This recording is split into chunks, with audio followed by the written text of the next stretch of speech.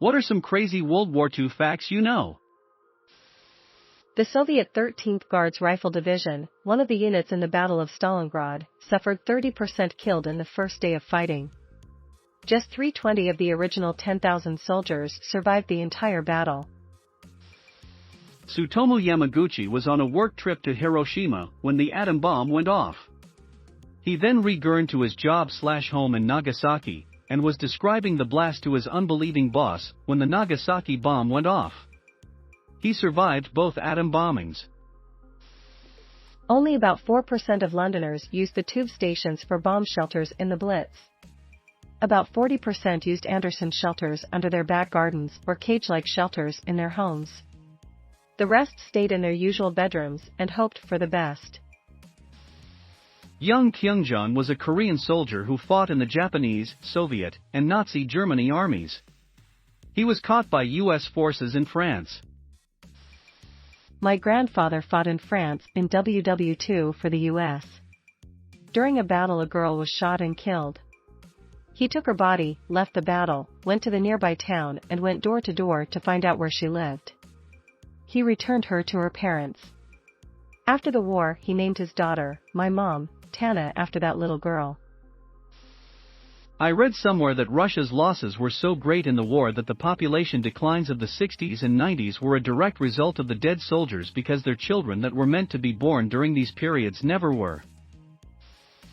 The United States produced 150% more planes in 1944 alone than Japan did in the whole war. Operation Cottage. On August 15, 1943, Canadian S&D U.S. troops decided to attack Japanese troops from opposite sides of the island. But they didn't know that Japanese army left the island 2 weeks prior. Canadian and U.S. troops mistook each other for Japanese and started shooting. Friendly fire resulted in 28 Americans and 4 Canadians killed. Total 313 casualties while there was no enemy. Edit, as I was corrected, some of the casualties were caused by Japanese traps left on the island. Edit 2, I don't think anyone won anything. Both lost. That was tragic. Joseph Kennedy, Jr., the eldest brother of President John Kennedy, was killed in WWII as part of Operation Aphrodite. Operation Aphrodite involved flying unmanned bombers into targets. Kennedy was killed after arming the explosives in an unmanned bomber, but before the crew bailed out. Joe Kennedy, Jr. died working on the precursor to the modern-day drone. More U.S. soldiers died in World War II in accidents, automobile/plane crashes, fires, falls, etc., than combat deaths in the entire Vietnam War. Winston Churchill had an oxygen mask for flying in airplanes specially made for him that would allow him to smoke cigars while he had the mask on. There's a tree, I think it is about 500 years old but can't remember, that survived the bombing of Hiroshima. It still stands in the city. My grandma is now almost 99, and what baffles me is when she talks about how during the war she felt like she was living in a women-only country. Talks about how she'd go days or longer without encountering a single man, and her girlfriends got to use their boyfriends' cool, nice cars every day to go out and have fun together while their boyfriends were all away at war. There was no coffee in major German cities for much of World War II because of supply lines being disrupted. But they made up for the lack of coffee by switching to meth-filled chocolate. When in retreat, the Nazis would booby-trap pictures on the walls and leave them slightly crooked. They did this to entice officers to straighten them and set off an explosion. In the African theater of war, both sides used fake tanks. Some were made of wood. They were used to seem much bigger than the opposing force. In some cases they put up silhouettes in places to appear as they were there, but they were miles away. Poland had a fucking bear on its side. My grandfather served on the Western Front, and less than a week after arriving in France, his unit got captured by the Germans. He was in a POW camp for less than 24 hours, escaping when the French resistance raided the camp. He spent most of the war hiding with the French resistance. I've been told this mainly consisted of smoking and drinking in the woods, and playing golf most nights with hand-whittled clubs and balls. A woman with a broken radio that could only play British radio was sentenced to prison for listening to the enemy's broadcasts. She had a technician round to fix the problem but heard a news broadcast that was vitally important and told her neighbor, who reported her. The vitally important news broadcast was that the neighbor's son wasn't killed when his ship sank, but that he was arrested/captured by the British and was being held in a British POW camp. Ungrateful bitch. Also, because the concept of hidden wiretaps was still fairly new, British intelligence managed to uncover a large amount of intelligence on the German military doctrines by locking all of the captured higher-ranked officers they could capture, generals, colonels, admirals and such, in a manor house covered in microphones and letting them speak freely. A Finnish soldier took a whole bottle of Pervitin and skied 400 kilometers in a matter of days. He was high for 14 days. There was a Polish priest named Max Kolbe. He ran one of the biggest churches/monasteries in the world at the time. When the Catholic Church entered into a compact with Nazi Germany, he protested and turned his church into a haven for Jews, gays and Slavs. This worked well until Germany took over Poland. Then, he was sent to Auschwitz. While there he would take other people's punishments and eventually took the death penalty on someone else's behalf as well. What did the Catholic Church do? They made him a saint. FDR didn't really care who his vice president was his last term, even though he was practically already dying. Party officials picked Harry Truman, and FDR almost never included him in any decision-making even after they were elected.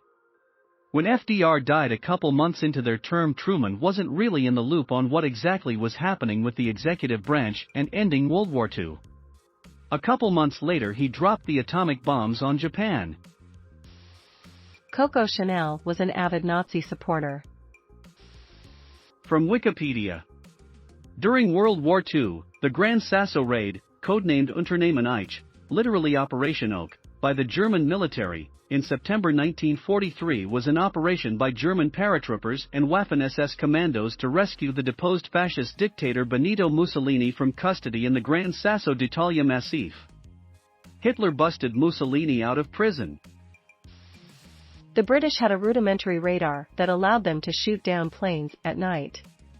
To hide the fact that the technology existed, they put out propaganda that gunners eating carrots helped their eyesight to account for accuracy at night. Eating carrots does not improve your eyesight. Edit. Thanks for the awards, kind strangers. Operation Mincemeat. British intelligence took the corpse of an English homeless man, dressed it up as an Allied pilot with phony correspondence with false intel regarding the invasion of Sicily, and dumped him on the Spanish coast to be shown by Spanish authorities to Nazi intelligence. The Germans shifted reinforcements away from Sicily as a result, and the invasion went much smoother than predicted. ETA link. Edit 2. He was not an invalid as I previously wrote, but a homeless man who died from eating rat poison. The whole story of Ted Roosevelt Jr. He was a bazillionaire titan of industry, and gave it up to serve in World War II. He was the deputy commander of the fabled 1st Infantry Division under General Terence Allen, who had famously been shot through the face in World War I. Roosevelt led forces through North Africa and Sicily, where he got on Patton's shit list, some for good reason, some not, and wound up out of the war.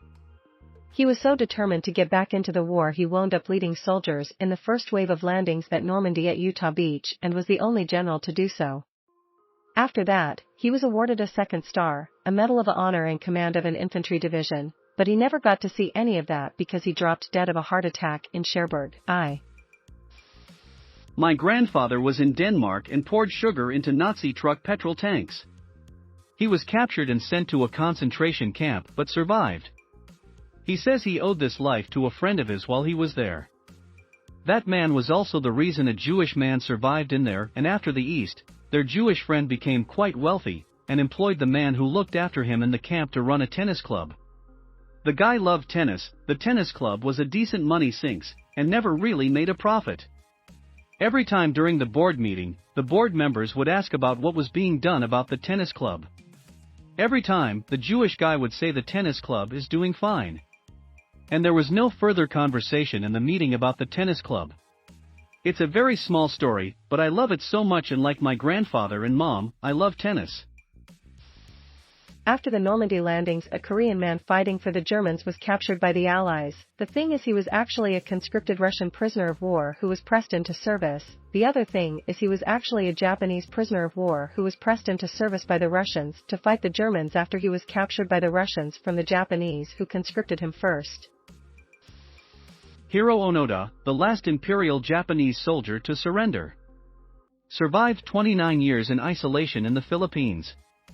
The dude didn't know that the war was over. Wouldn't believe what the Allies were telling him and his command when they dropped leaflets, telling him to surrender and that the war was over. Side fun fact, there is a movie about his whole ordeal.